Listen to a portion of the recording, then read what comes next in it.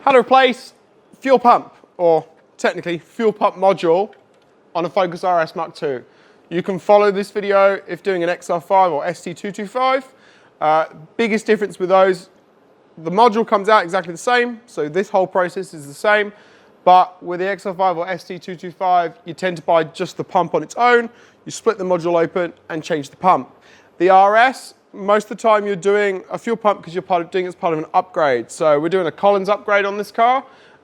Collins, AirTech, JWR, Mountune, they all supply their upgraded pumps as complete modules that you just drop straight in.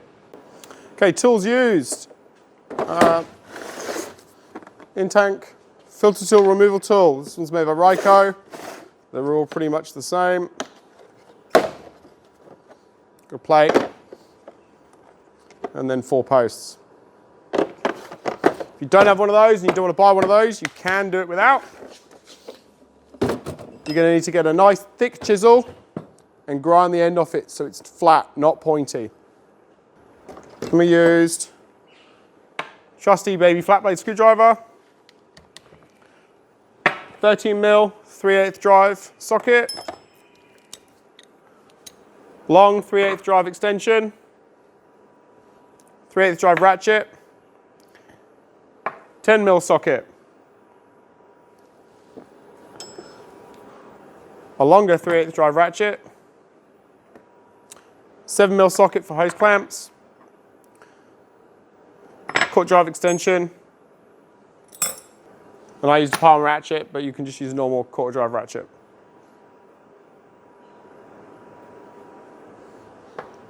Tire valve removal tool. Okay, so first thing you're going to want to do is there is a bleed valve here. It's got a little blue cover on it. You want to pull that off. And underneath the cap is what's called a Schrader valve. It's the same as a tire valve. So you want to get a tire valve removal tool, fit it in, and just unscrew it. Some fuel's going to come out. Only a little bit though.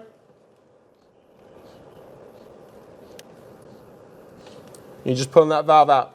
Don't lose that, put that somewhere really safe. Take some 8mm ID fuel hose, gotta be fuel hose, not rubber, not silicone, must be fuel hose.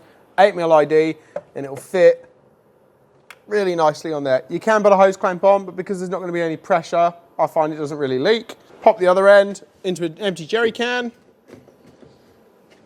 Now you're gonna wanna open passenger door, remove the cover, drop your BCM or GEM module down. If you look at it, there'll be one small rectangular relay. Pull that out, and if you look at where the 2 large pins go, so it's these 2, where they go into the board, you want to bridge those 2 terminals out. If you bridge them out with a paper clip or a piece of wire, that fuel pump will run constantly, and it will just fill your jerry can up. Now what I've done, just because I do this on a hoist and I do this job a fair bit, is I've just done 2 bits of wire with spay terminals and a rocker switch. So I can just put these 2 terminals in, and then I can hang the wiring out the window, so when the jerry can's getting full, hit the switch, turn it off, swap jerry cans over, turn it back on. Up to you if you want to do that.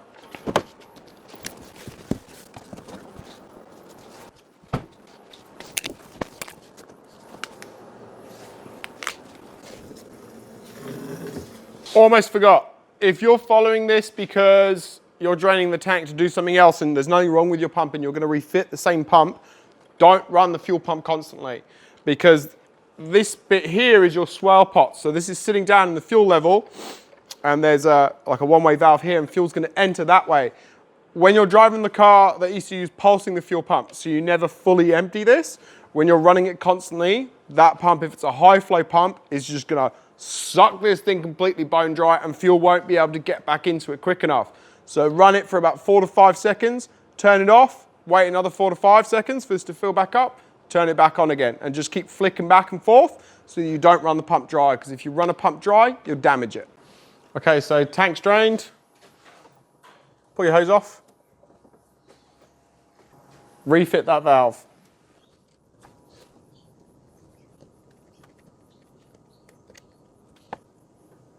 Make sure it's done up all the way. Put the car up in the air, be that hoist, jack, axle stands, however you're gonna do it. You wanna get it nice and high so you can be underneath it. Now, this car's got a 3-inch KMS turbo back exhaust. If this was a standard exhaust, you would have a stud here and a stud here with a 15mm nut on the other end. So you just remove those. Most aftermarket ones are nuts and bolts, so you just wanna whiz them out.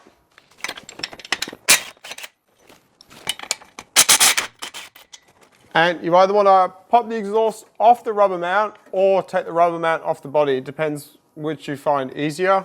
I just pick one. You do have to be careful of the heat shield. It is kind of sharp, but if you twist the rubber, it'll then come down. So twist it 90 degrees, it'll come out the slot. If you're doing this on a hoist, you want to run a ratchet strap around the exhaust and pull it over this way as much as you can. If you're not using a hoist, then you can probably hook into this, but basically you just want to pull this out of the way as much as possible.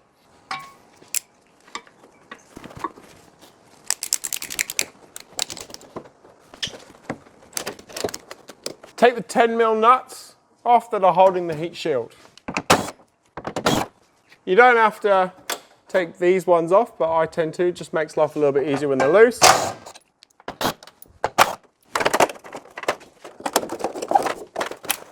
You're just going to fold this out the way. This bit's a little bit tricky to film, but this one just has a piece at the top. You just push it in, it disconnects. This one has a piece at the top that you need to pull out, and then you push this bit in. So there you go. Hopefully you can see that. So you're just pushing that bit in, and that will release.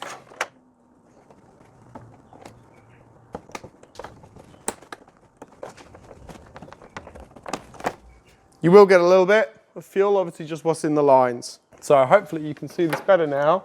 I've actually got it off. So when that's pushed all the way in like that, that's locked in. So you just want to get a screwdriver and lift that up, and then you can push that in, and then it'll pop out. Now we need to do our breather hose, which is the skinny one, and then the filler. So the filler at the tank end has a normal Jubilee or normal hose clamp. And originally the breather doesn't, it has one of those crimp connect ones. Because this tank's been out before, someone has changed it to a normal hose clamp, so you can just put a normal one back on. That's what I normally do, makes life a lot easier. So pull that skinny line, the breather one, off at the metal end, and then the filler, pull that off at the tank end.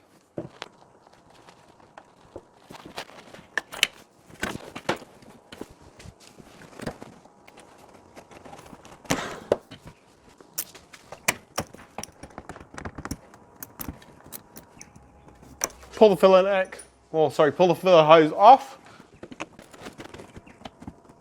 Now, this line here goes to our charcoal canister. So you want to push that in, pull that one off, and then do the same when I pull this one off.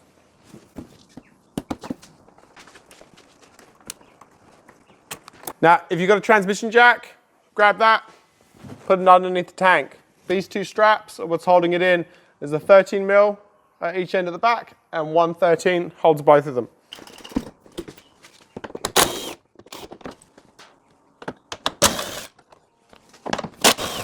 Now you're going to want to lower this tank down as much as you can so that you can get your arm up the side of the tank and then on top so you can disconnect the pump from the top. Just watching the lines, because these nylon lines, if you kink them, you killed them. So drop it down. See, the front will come down and the back will kind of stay because you've got that filler neck pipe. So once you've got it down enough, then you can get your arm up in here and you can unplug the multi-plug. Unplugging this, you can't see it. You've got to do it by feel. So I'm showing it to you. This tang, you just push it down and lift up. Do not pull by the wires. You risk screwing the pins and ripping them out or stretching the wires. So you push down on the tang and then lift up. Normally, I just take a little flat blade because you can feel this with your thumb. You go, cool, there's my bit. You run your flat blade down to the very end and then you push that tang in and with the other hand, hold this and lift it up. Now, at this point, I tend to get rid of the transmission jack. So just lift the tank up. And we've got to bring the tank down at the front and then kind of sideways a little bit. Now remember, there is still going to be some fuel in this, so you are going to have some weight transfer. So you do have to be careful with it. Hold it with 2 hands, bring the front down, and then you kind of twist it whilst watching the plastic lines at the back, making sure they're not getting caught on anything. And you can bring the whole tank down. Now you can hold it this way up, because obviously the filler's that side. Top of the tank is going to be dusty as all hell. Do not, under any circumstances, start taking this thing apart. You've got to get all the dust off it. So, easiest way to do that, compressed air. You want to get a rag, shove it in your filler hole, get another one, shove it in your breather hole. And then, blow this whole thing out with compressed air.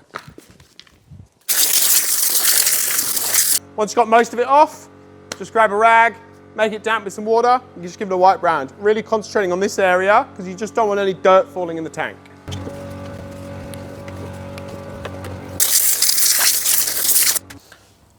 Undo this line, same as the others, just push it in, and it'll pull off. Now there is a special, tuck this one out of the way. There is a special tool to grab this, to undo it. If you do not have one, you can take a chisel, grind the edge of it so it is completely flat, give it a tap, give it a tap, give it a tap. Don't keep tapping on the same one, you will break this off. So one tap, move to the next, one tap, and basically untwist it. But if you have the tool, use the tool.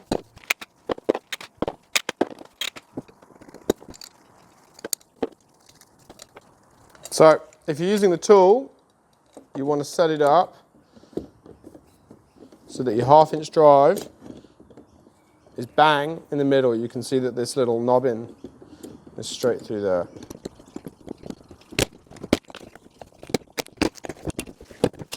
Beautiful. Take the ring off. And now you can grab the pump. Now it won't come straight out because of the sender. So lift it up and then you've got to kind of tilt it a bit and gently pull it out like that. So you don't want to bend this, because if you bend this, your fuel level is going to be wrong. Okay, so if you've got an XR5 or ST225, fuel pump's slightly different. You tend not to replace the entire fuel pump module. You can just split them open and just change the pump inside. So obviously pretend this is really clean. And I'll flip it upside down. Just release these tangs with a flat blade screwdriver. As you release them, try and pull it up a bit. Top pops off like that. Now you got a filter and a pump. Grab the pump just with your forefinger and thumb. Pull it upwards. Like that. That'll give you access to the connector here. You just push the tank down, unplug it. Okay? Now, you do need to take this rubber section off the old pump. So, just pull that off like that. This is a mock-up, so this is a brand new filter, but you pretend this is a new pump. I didn't have an old filter, sorry. Take your rubber. Sits in like that perfectly. Take your filter. So this part here is going on there, and the smaller part is going on there. You want to line it up and just push it on. So you line it up like that and push it all the way on. Sometimes you have to put it on the bench and push down on it. Once it's sat level and flat like that, you know you're good. Bit of spit or similar lube just on this, helps it slide in. Take your connector, click it back in. If you look inside, this piece is going into that hole there. All right, you need to be careful of the wiring. This is an old pump that I've literally pulled out of the bin. The wiring is damaged. So you want to line this up, but this wiring, it's these wires here. So obviously as we've pulled it up, the wiring's coming through here. So as you're feeding it down, you want to be pulling this wiring so you can get it nearly there. And then you kind of feel it, pull some wiring through again.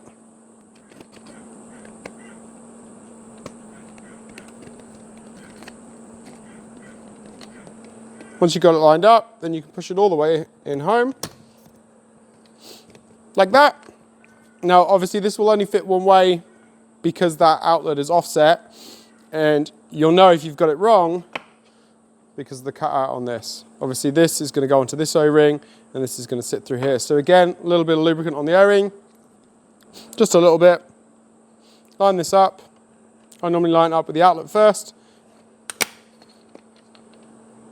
Push it in all the way till they all click. Now you can refit that to the car. Taking on a new pump, I'm going to feed the sender in first.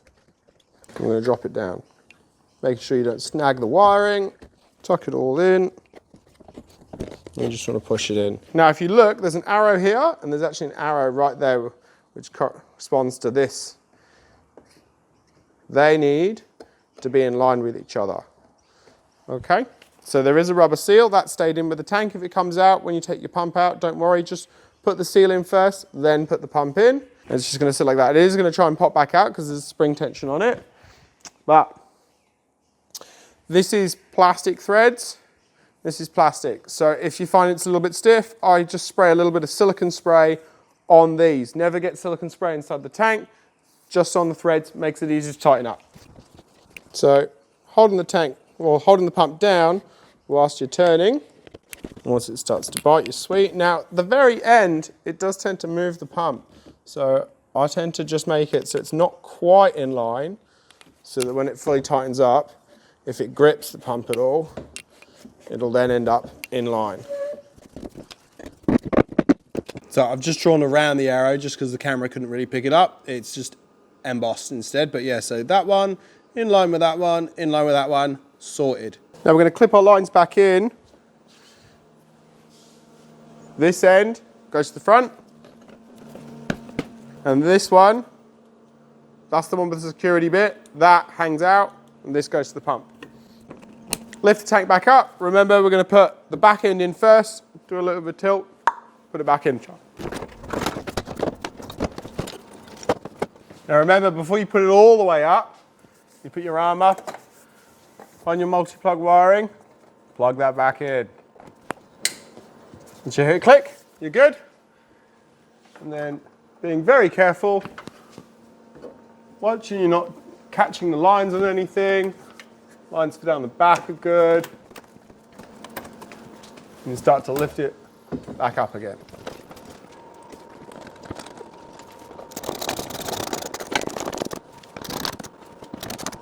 Reconnect our fuel lines.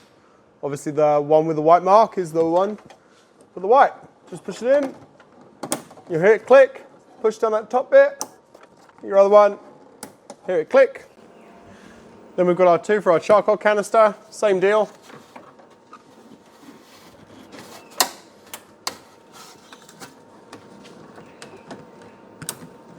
Refit our filler neck and our breather pipe hose.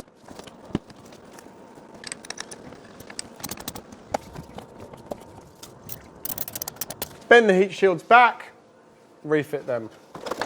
So if you've kinked it anywhere, you want to try and unkink it. It'll never quite look perfect again, but try and get it as good as you can.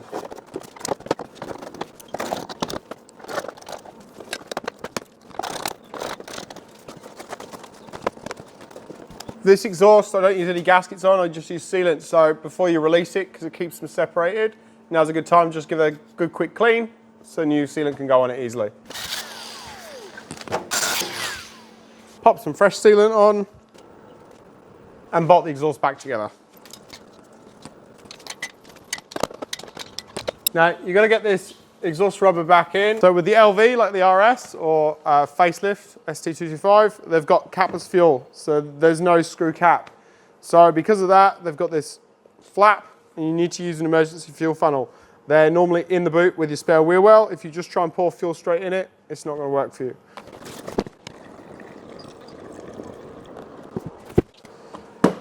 Refit the fuel pump relay. And now we just want to prime the fuel system. So put the ignition on, you'll hear the pump go and stop. Just do that about 3 times. That little Schrader valve where we drained the fuel from before, you literally just want to take a little screwdriver and just push that plunger in until fuel comes out so all the air gets out. Take blue cap, fit that back on. Just wait for that fuel to all evaporate. That's obviously gone down there. You don't want to have a fire. So give it 5 minutes and then should be able to start the car. Job done.